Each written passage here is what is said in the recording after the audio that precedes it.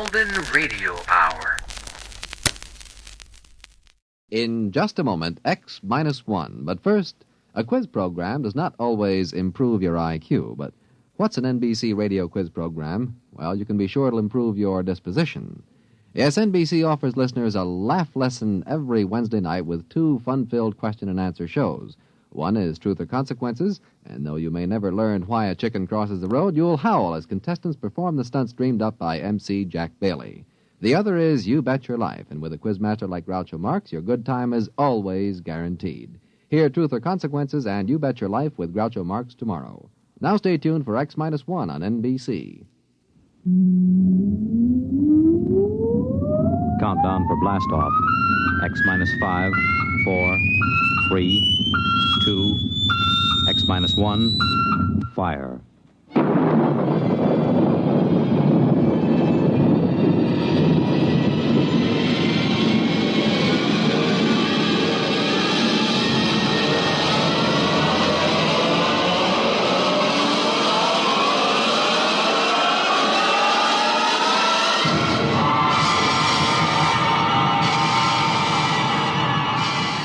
From the far horizons of the unknown come transcribed tales of new dimensions in time and space. These are stories of the future, adventures in which you'll live in a million, could be years, on 1,000 maybe worlds. The National Broadcasting Company, in cooperation with Galaxy Science Fiction Magazine, presents X minus 1.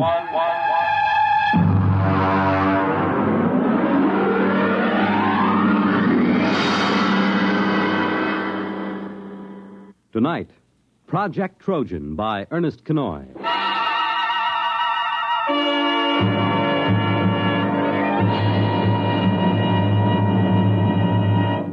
Most of the greatest contributions and biggest messes in history have been made by two kinds of brains, the devious and the literal.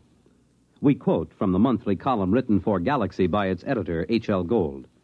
For our story tonight has been inspired by one of his recent columns, discussing the exceedingly thin line that sometimes lies between science fiction and science fact, and of the strange use that both Allied and German intelligence made of science fiction during the recent World War II.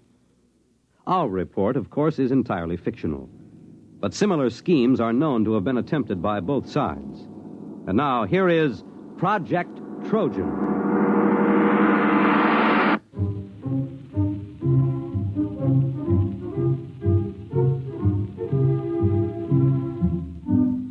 The idea of Project Trojan was originally conceived in February of 1943. The Intelligence Plans Commission, an adjunct to Joint Army and Naval Intelligence, was under the command of Colonel Sir Harold Bostwick. The first antecedent of Project Trojan occurred on an afternoon in February. Corporal Arthur Muggeridge was serving tea to Lieutenant Maurice Withering and Captain Amos Mackenzie. Here you are, sir. That's real butter on the bread. I won 5 pounds of it from one of those Yank mess sergeants over at the Crown and Lance. Oh, butter, eh? Aye, sir. Mackenzie. Well, confounded man, you might show some interest. Here Muggeridge tangles with the 8th Air Force to improve your tea, and you sit there reading. What the devil is so engrossing? No, never mind. If it's me you're worrying about, you needn't, sir. I was cleared for most confidential and top secret before I set foot in the pantry. What is it, Mackenzie? Well, I was reading about a fascinating notion. It's a machine, you see, dreadfully ingenious. It's a method of setting up a reverse polarization field about a given metallic surface, say the plates on a submarine or a tank. Makes them 5 times as strong. A little more cream, Muggeridge. It's powdered milk, sir. Hush, leave me to my illusions. Well, Mackenzie, how can you be so calm?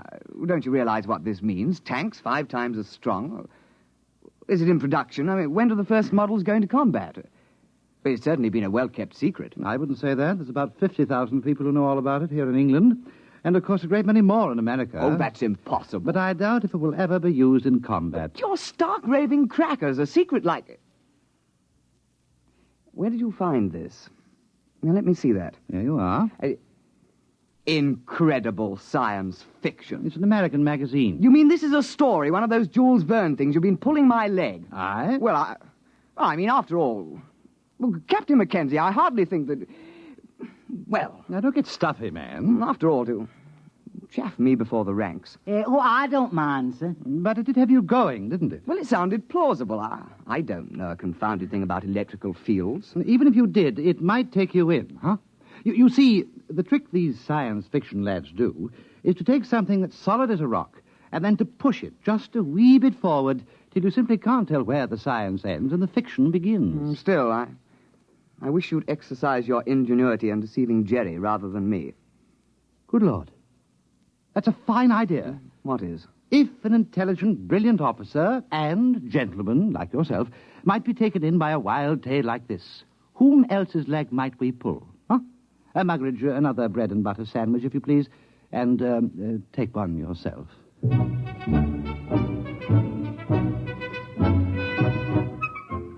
Lieutenant Withering and Captain Mackenzie worked out preliminary plans for Project Trojan and presented them at an appropriate time to Colonel Sir Harold Bostwick. Well, so sit down, Withering, Mackenzie. Oh, thank you, sir. We had breakfast.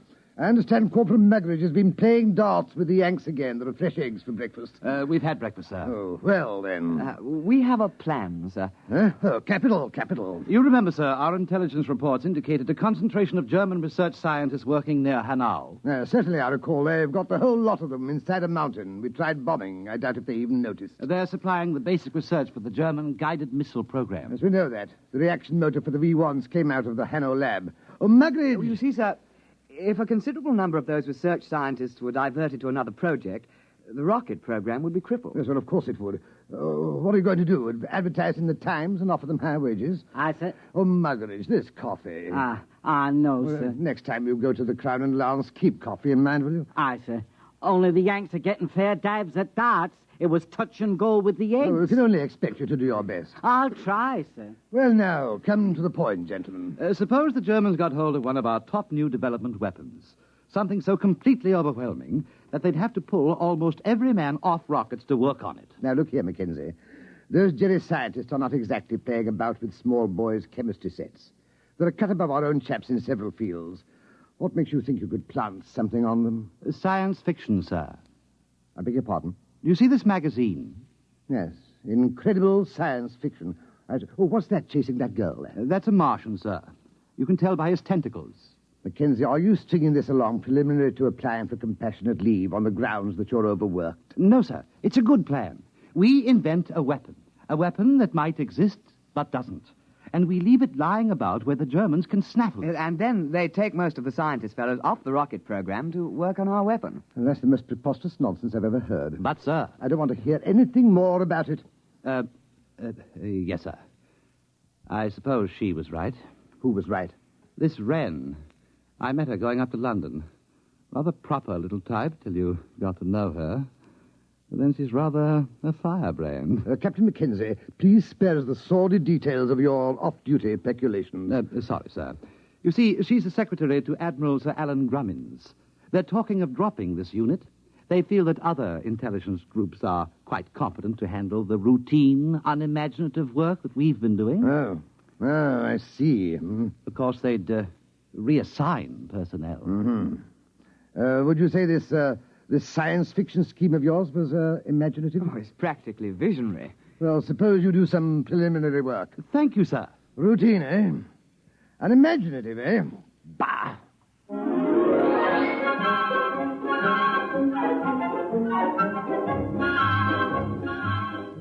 On the 14th of February, preliminary work was begun on Project Trojan.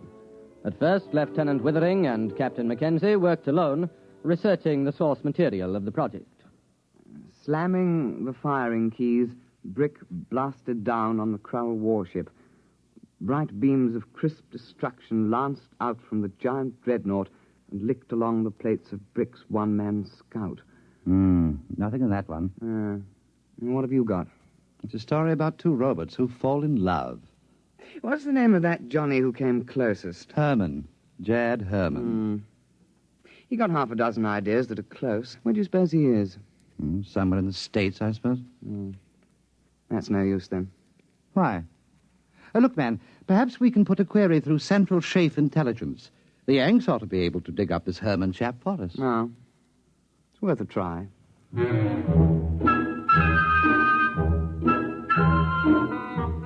It took 7 days for a report to reach IPC that one Jacob David Herman, a private first class in the American Air Force, was based on a field north of Cheltenham in the Gloucestershire area.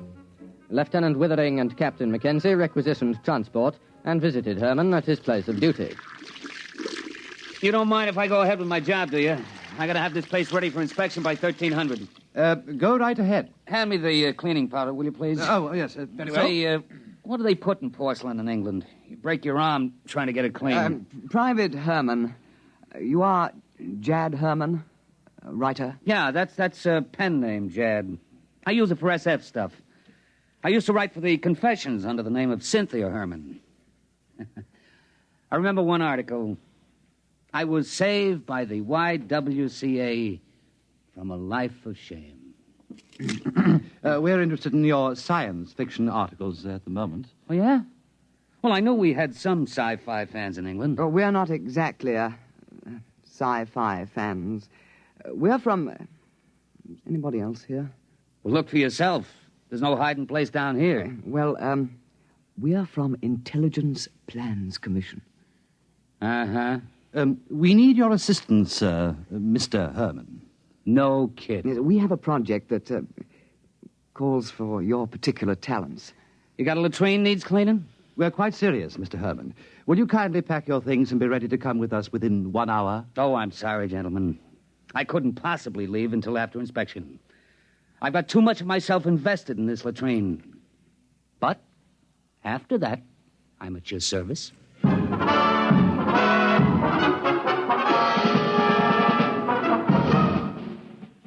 Private First Class Jacob D. Herman, 329-62126, was transferred on special detached duty to Project Trojan, and after briefing was set to work on basic plans. Oh, look, Mac, here's the way I see it. If you want to con a scientist, you got to be pretty straight all the way. You can't get away with more than one phony step in the process. Precisely. Now, here's the way I see it. It's a focusing beam weapon. The electronics on that are square. I used it in a story about 2 years ago. Feinschreiber at MIT and Temple and Westover at the Bell Telephone Laboratories worked out the basic field formulas. Oh, you mean it's real? Well, up to a point. Everything's on the level till you get to the catalytic action on the grid. Now, that just won't work. It's a basic problem in physics, and it makes the whole thing impossible. But don't the Germans know that? Oh, sure.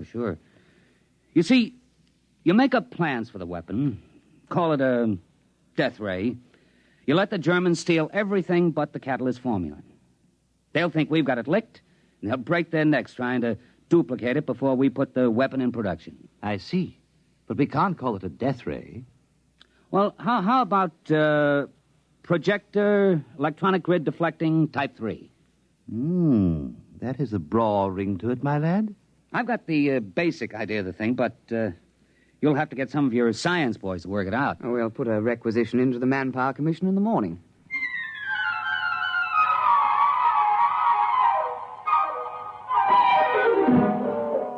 Doctors Montague, Felder, Harrison, Seisenby, and Pilsudski were assigned to Project Trojan, and under the direction of Private First Class Jacobs, complete specifications and plans for projector electronic grid deflecting Type 3 were drawn up. Project Trojan was ready for Phase 2. Have we got everything? Blueprints? Check. Specifications? Check. Machine tool inventories? Check. Letter rejecting the plans from the War Office? Check. Endorsement from Supreme Headquarters rejecting plans? Check. Note from 10 Downing Street overriding rejections, handwritten postscript, build the confounded thing, WC. Check.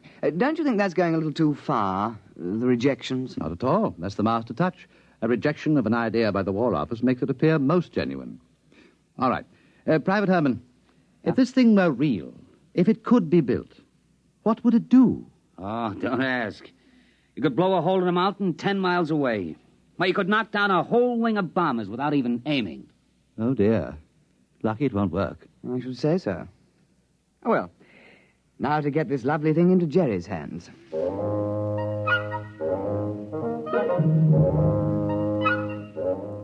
Phase 3 of Project Trojan was commenced on the 15th of March, 1943. Central Counterintelligence Agency had discovered the infiltration of a German agent, a Belfast Irishman named Gogarty, into the blueprint division of Clark and Porchester, a printing firm doing some subcontract work for the Air Ministry. Gogarty, the German agent, presumably microfilmed the plans because shortly thereafter he received word that his sister, living in the Irish Free State, was to be married to a bus conductor. British agents attending the wedding disguised as farm labourers lost track of Gogarty for several hours due to circumstances beyond their control. Then we have no way of knowing whether Gogarty delivered the Project Trojan plans. Well, sir, there was a submarine sighted a day before off the coast. It's likely he made contact. Well, keep me informed. That's all we need now, another disaster. Did something else go wrong? You're jolly well right. Muggeridge has been playing darts with the Yanks again. Oh? What have we got this time? Butter or beefsteak? Nothing. The blight has lost my whole month's whiskey ration.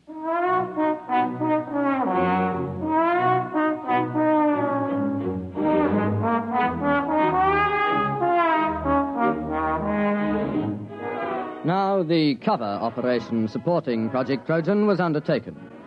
A battalion of the Royal Engineers was detailed to practice at secret installations with wooden mock-ups of the projector. A lance corporal in this detachment, a volunteer afterwards awarded the George Medal, was court-martialed and sentenced to 7 years hard labour for revealing information about the project while drunk on a 3-day leave to Tynecastle. This particular aspect of Project Trojan has been in the news recently, inasmuch as several backbench Labour members of Parliament have asked questions in the House, as it came out that the corporal served the full 7 years and wasn't released until 1951. The Home Secretary explained that this was an unfortunate oversight, and there were jeers from the opposition, with Mr. Honorin Bevan taking the occasion to call for the resignation of the government. At the time, March and April 1943, the Intelligence Plans Commission awaited reports from British operatives. Sir, there's been a shift in assignment at the research laboratories at Hanau. Professor Schlickmann and Doctors Hirsch, Van Sulau, and Grishman have been transferred from rocket research to another project. Trojan? We must assume so. But that's only 4 men. But they're the top experts in electronics, chemistry, and metallurgy. If they're really working on Trojan, we've set the German rocket program back a year, while their scientists go yelping off after a red herring. Well, let's hope so. Bring me any further reports as soon as received.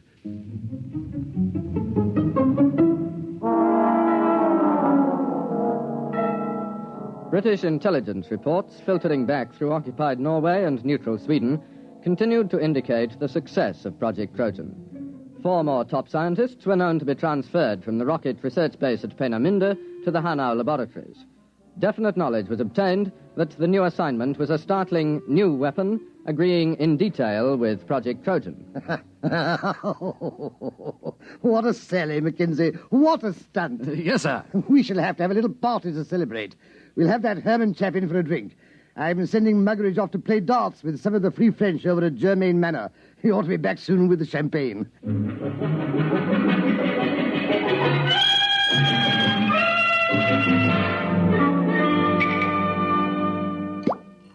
Pour all round. Private Herman? Thank you. All right now, to the projector, electronic grid deflecting Type 3. The biggest fraud since the South Sea bubble. Colonel Bostwick. Oh, Withering, take a glass.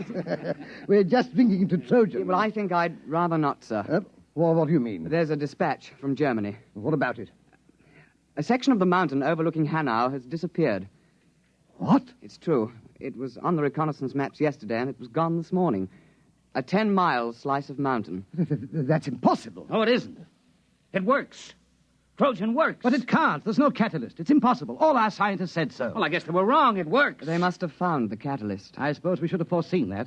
All those scientists working on it. They must have built the model and tried it out. It won't take them more than 3 months to put it into production. Well, here goes the war. Muggeridge, Aye, sir. fill the glasses up again.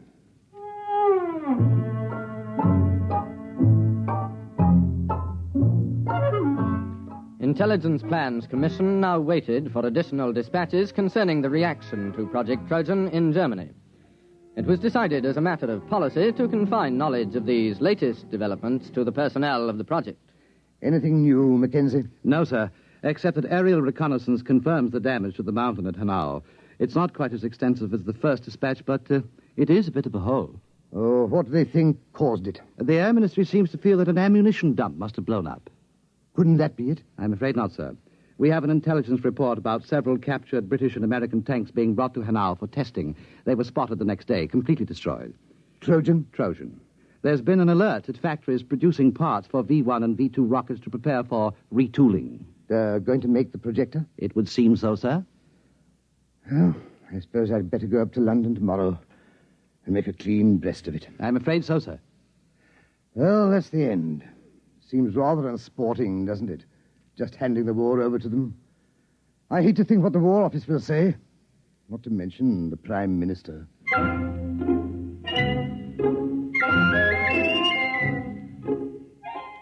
Project Trojan was nearing its closing phase.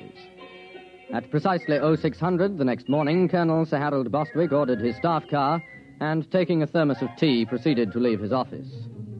Just before the staff car got underway, Lieutenant Withering appeared with another dispatch, accompanied by Captain Mackenzie and Private Herman.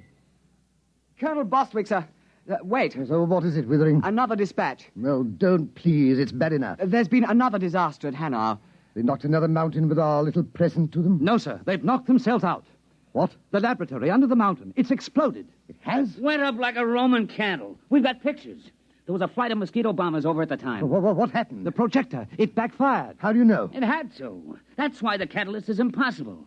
You see, the metal fatigue on the grid is a function of... Never mind. Are you sure? Yes, sir. We have a reliable agent's report. The Germans are completely confused. They were operating the projector under a top-secret designation. Nobody knew any of the details except the dozen scientists working on it. And they were inside the laboratory when it blew. Our man was in the rescue squad. There isn't a thing left, sir. Plans, models, or scientists. Sir, do you realize that Project Trojan was a success? We've diverted a dozen top scientists from the rocket program permanently. Well, do you think we'll be decorated? Lieutenant Withering, inasmuch as we came particularly close to handing the whole war to the Germans on a silver platter, I suggest we forget Project Trojan. Oh, yes. Yes, I see, of course. You're very canny, sir. I think we had all better return to precisely what we were doing before the whole nasty mess started.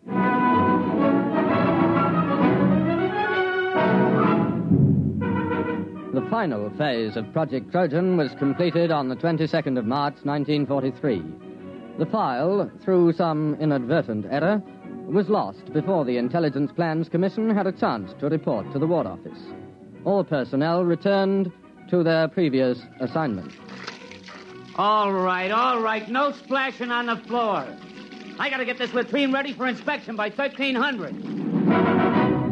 You have just heard X-1, presented by the National Broadcasting Company in cooperation with Galaxy Science Fiction Magazine, which this month features the William Tenn novelette Time in Advance, the story of a man who made a strange bargain and endured the worst the galaxy had to offer, so that someday he could make the Earth sweat. Galaxy Magazine, on your newsstand today. Tonight, by transcription, X-1 has brought you Project Trojan, an original story by Ernest Kenoy based on an idea contained in an editorial in Galaxy written by H.L. Gold. Featured in the cast were Burford Hampton, Alastair Duncan, Ivor Francis, Alfred Shirley, Bill Quinn, and your narrator was Alfred Hislop. Your announcer, Fred Collins. X-1 was directed by Daniel Sutter and is an NBC Radio Network production.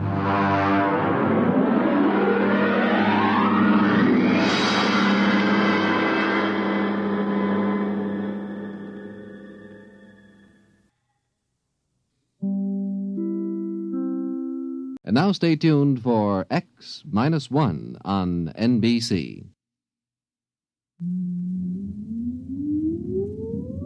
Countdown for blast-off.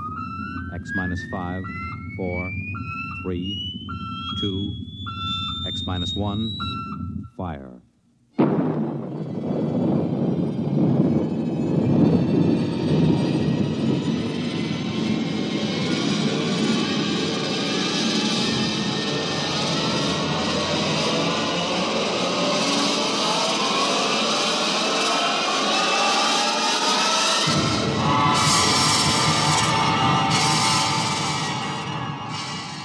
From the far horizons of the unknown come transcribed tales of new dimensions in time and space.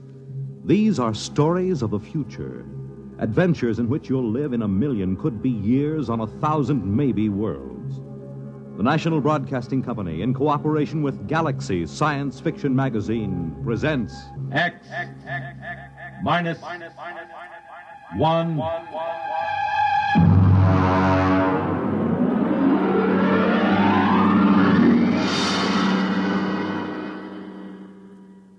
Tonight, Wherever You May Be, by James E. Gunn.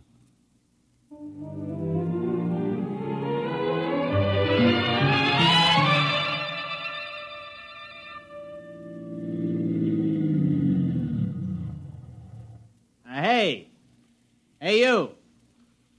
A little girl. You on the fence. Yeah? Hey, kid, come here. Well, I'm right comfortable where I am. Listen, kid. Is there a service station on this road? Well, Merv Wheelock got a gas pump at the general store. Oh? How far is it? About 18 miles. Oh, that's a big help. Well, I don't know what else to expect in the middle of the Ozarks. You want me to help you, mister? No, just keep out of the way, kid. Ow! Well, there's nothing funny about that. You just gonna sit there and watch me sweat, kid? Oh, no. There'll be lots more to watch. Well, I don't know what's so amusing about watching a man change a flat tire. Ow! You sure you don't want me to help, mister? No, I'm perfectly capable of changing a tire by myself.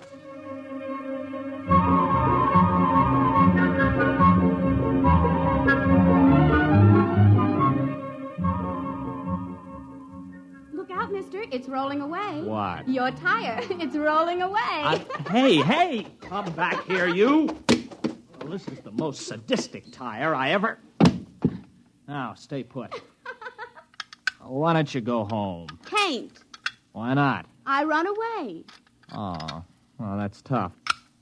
There. Now, listen, kid. You know a cabin about 15 miles up the road? I reckon. You know where the turnoff is? There ain't no turnoff. You just drive till the road peters out and you take the footpath. You gonna live in that place? Mm-hmm. Just for the summer. Oh. Well, so long, kid. Oh, mister. Hey, mister. Now what do you want? Well, nothing. Only you forgot your jack. Oh, that does it. Where are you going? No place. Thought you said you ran away. I surely did. Don't you have any relatives? No. Friends? No. All right, then, go on home. Oh, come on now. What are you crying for? All right, get in. I'll give you a lift. Listen, look out for those notes. There's over a year's work in those. Oh, a year's work in them pieces of paper? Uh-huh. Those are notes for the thesis I'm going to write. You write stories? No, research paper. I have to do it to get my degree at the university. Well, what's it called? I mean the story you're writing. It's called The Psychodynamics of Witchcraft, with special reference to the Salem trials of 1692. Oh. Witches? Yeah. All right, where do you live, kid? Well, I can't go home. Pa'd beat me again. Oh, he'd pretty nigh skinned me alive, I guess. You mean he hit you? Little kid like you? Well, he don't use his fists. Not often. He uses his belt mostly. Look here. On my knee. See that black and blue mark? And this one? Never mind. Why does he hit you? He's just mean. Well, he must have some reason. Oh, he wants me to catch some strong young fellow who'd do the work around the place. A gal don't bring in no money, he says. Leastwise, not a good one. You're much too young to get married. I'm 16. You don't look more than... Well, I don't know. Most girls my age got a couple of young ones. One, anyways. The way Pa carries on, you'd think I didn't want to get married. Now, it ain't my fault no fellow wants me. What seems to be the trouble? Mostly, I guess I'm just unlucky. One fella I went with pretty nearly a year. He busted his leg. Another nigh well drowned when he fell in the lake. Now, it don't seem right they should blame me, even though we did have words. Blame you? Well, they say it's courting disaster instead of a gal. Fellas just stop coming round. You married, mister? Mr. Matthew Wright. No, I'm not married. Wright. Abigail Wright. That's right, Purdy. Abigail Wright? Oh, did I say that? Now, ain't that funny? My name's Jenkins.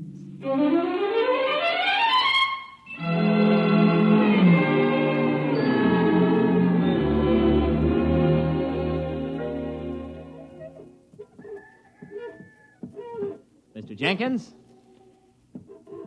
Oh, fine. I met your daughter on the road. I brought her back. Oh. Look, Mr. Jenkins, I got a pint bottle in my pocket. Care for a little drink?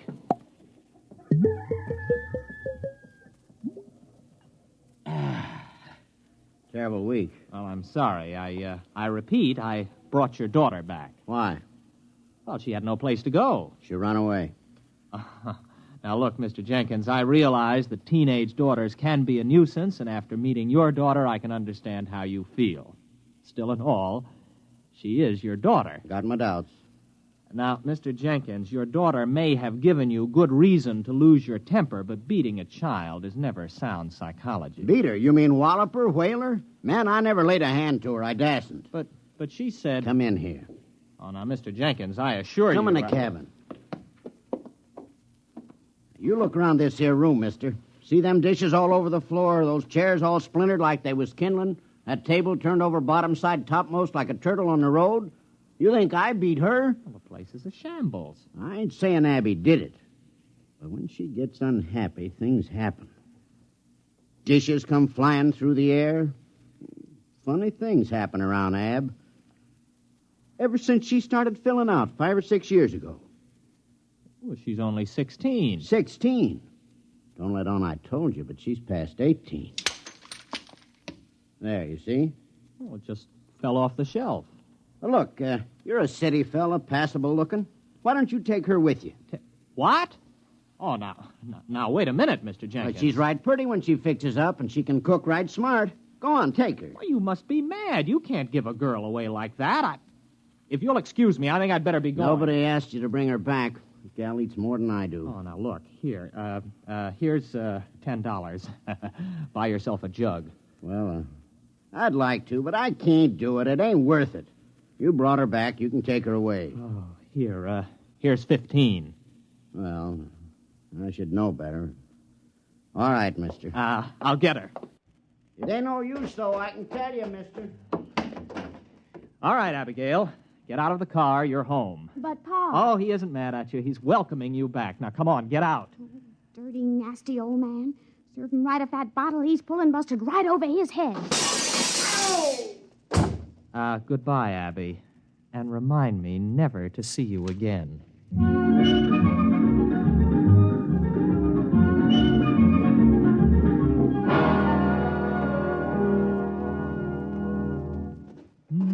All alone. I'm so all alone. There is no... Hello. What are you doing here? Waiting for you. But listen, this is my cabin. I rented it. I know. What kept you? Well, what are you doing here? How did you get here? Oh, I reckon you're hungry. Look, why don't you sit down? Supper's about ready. Now, wait a minute. I came here by car. How did you get here? Well, I rode. Oh, it's lucky I did. This place needed a good sweeping. Is that your broom? I know. It was here in the cabin. Pa loaned me a mule. I let her go. She'll get home all right. But you can't stay here. It's impossible. What would people say? Well, who'd care? Pa don't. Oh, please, Mr. Wright, let me cook and clean for you. I won't be no trouble. Honest, I wouldn't. Oh, now, look, Abby, you're a nice girl, and I like you, but you'll just have to go back to your father. Do you understand? All right. What? What was that? What happened? Oh, look at that. The car. I must have left the brake off. You reckon it's hurt bad? Well, rolling down a 10-foot grade into a tree didn't help it any. Oh, well, I'm sorry, Mr. Wright. Are you? Well, anyway, it looks like you'll have to stay here tonight then, doesn't it? I reckon.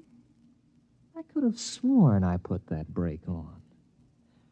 Listen, you're going back first thing in the morning. Oh, sure. Sure, Mr. Wright.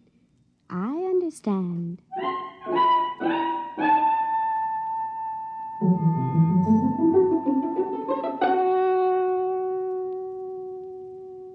Abby, tell me something. Who wrecked your father's house? Libby. Libby, huh? Who's Libby? The other me. Mostly I keep her bottled up inside. But when I feel sad and unhappy, I just can't keep her in. Then she just lets loose and goes wild. Schizo. Abby, where did you get an idea like that? Well, when I was born, I had a twin sister. Only she died real quick. And when I was bad, my ma used to say Libby would never have been mean or cross or naughty. So when I'd done something bad, I started saying Libby done it. I guess after a while, I've begun to believe it myself. Can you control it, Abby? Not much. You see, when I get feeling mad and mean, things just happen, that's all. How about a rolling tire? You sure did look funny.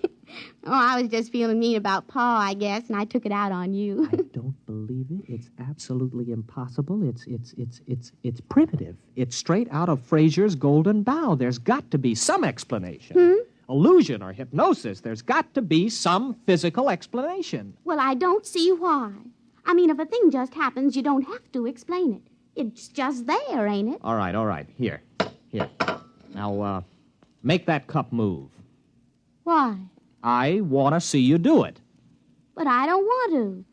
I never wanted to do it. It just happened. Come on, try. Now, no, Mr. Wright. Look, it never brung me nothing but misery. It's bad enough when you can't help it, but it's worse when you do it on purpose.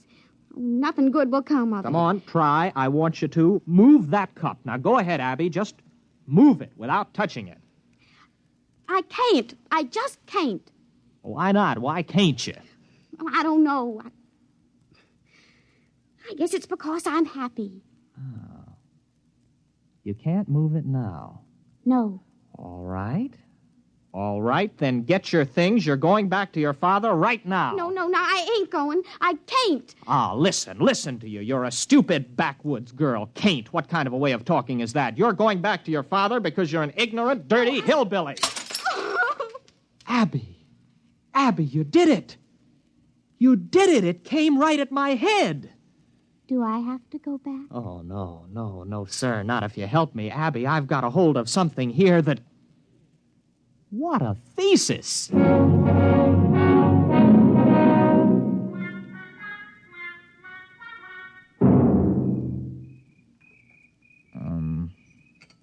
Abby? What's, courting like here in the hills? Oh, sometimes we walk and look at things together and talk a little. But if the night is warm, we just sit and hold hands and whatever. Like this? Mr. Wright, do you like me a little bit? Oh, not marrying like, but friendly like? I like you very much, Abby. Very much. Oh, Mr. Wright. You kiss real pretty. Abby, what happened to your fellas? I mean, the other boys. Well, folks said I'd the evil eye. I mean, Hank fell off the roof and broke his leg, and Gene, well, he fell in the lake and liked to drown. It wasn't my fault it was after we'd had words, now was it? No. Why, Mr. Wright, you're shivering. Maybe we better go get your jacket. Abby, tomorrow we're going to drive to Springfield to do some shopping. Really, Mr. Wright? Why, I ain't never been to Springfield. Oh, ain't that wonderful?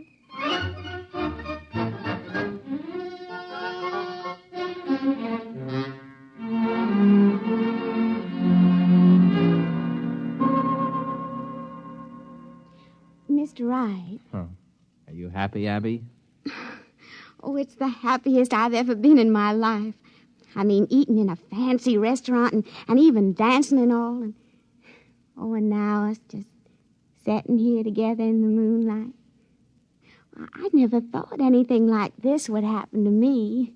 Abby, I'm afraid maybe you don't understand. Well, what do you mean, Mr. Wright? Oh, you know that dress I bought you? That's for another girl. What? Yeah, it's for another girl. I'm going to marry her. She's about your size, and I thought we could pick it out that way. Oh, no, Oh, Mr. Wright. Abby, wait a minute. Where are you going? Wait, I want to talk to you. No, I'm going to bed. Matthew Wright, you are a no-good, miserable cad.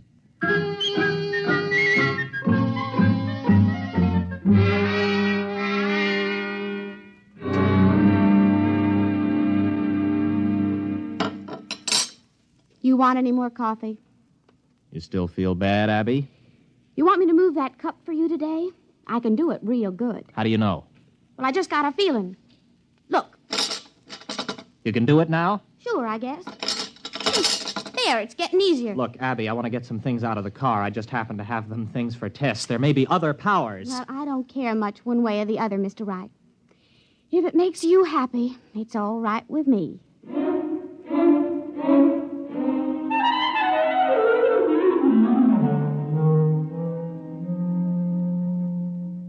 Abby? Abby, where are you? Abby, where did you go? Abby? Here I am, Mr. Wright. Abby, where were you? Springfield. But that's 50 miles. I know. I just kind of wished I was there, and then I was. I brought back a frying pan I admired in that hardware store window. Ain't it pretty? Got a real copper bottom. Didn't you have any trouble getting out of the store without anyone seeing you? Well, I was outside, but I could see in the back room somehow, too. I knew his name was Albert, and he was doing a crossword puzzle. Now, how could you tell all that? Well, I just kind of looked inside of his thinking. Like this. Wait a minute. Wait a minute, Abby, don't. I could look right inside your thinking now, Mr. Wright. Abby, wait a minute. Abby? You wouldn't. You didn't. Now, wait a minute, Abby. You've got to understand. I understand everything you've been thinking. You devil. Well, there ain't nothing too bad for anyone to do that. Well, you've got to let me explain. You with your kindness and your city manners. How could you do it? You made me fall in love with you. It was just a trick. You just wanted to make me unhappy, that's all. Why, even Pa was never that mean. I'd as soon marry up with a rattlesnake. Well, Abby, what are you going to do? Well, I haven't made up my mind yet, but I'll think of something.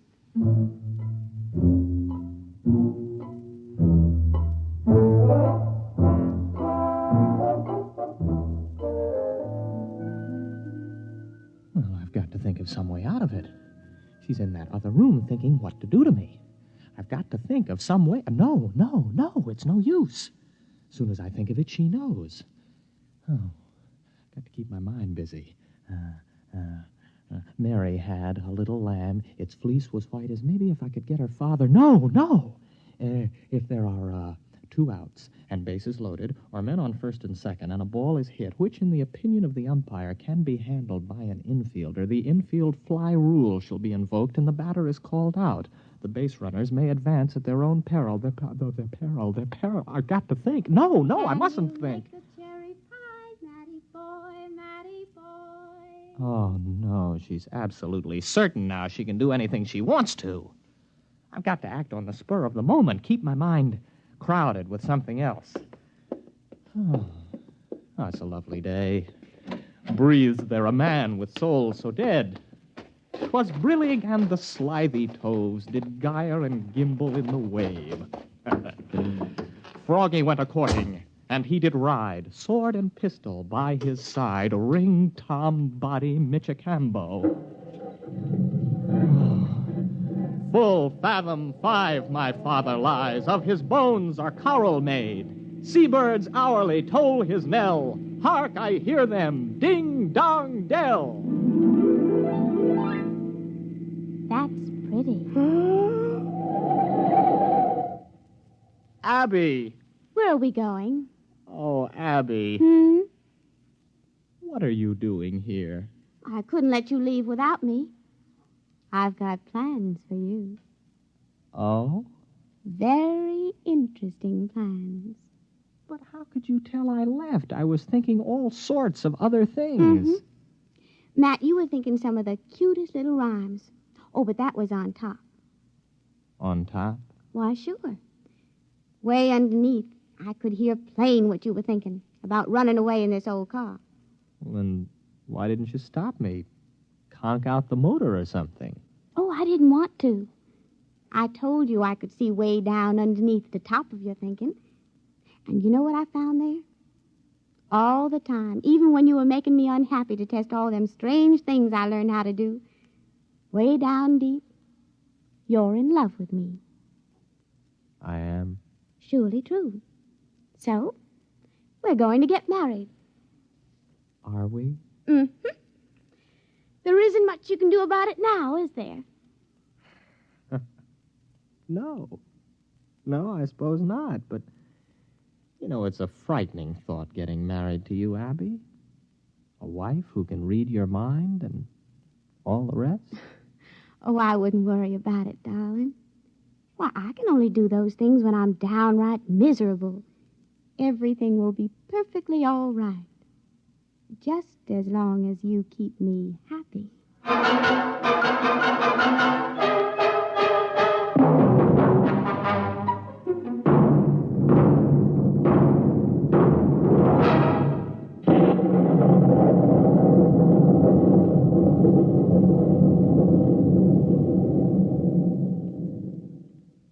You have just heard X-1, presented by the National Broadcasting Company in cooperation with Galaxy Science Fiction Magazine, which this month features Early Model by Robert Sheckley, the story of a man who found that invulnerability was a fine asset when opening a new planet, provided you don't overdo it.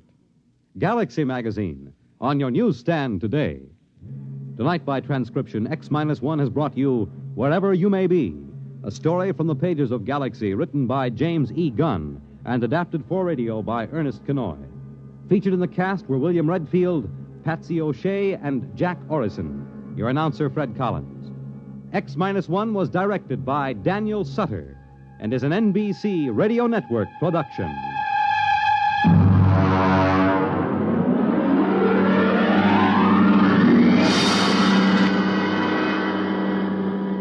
Be sure to hear X-1 one half hour earlier next week over most NBC radio stations. Check your local newspaper for the exact time. This is the NBC Radio Network.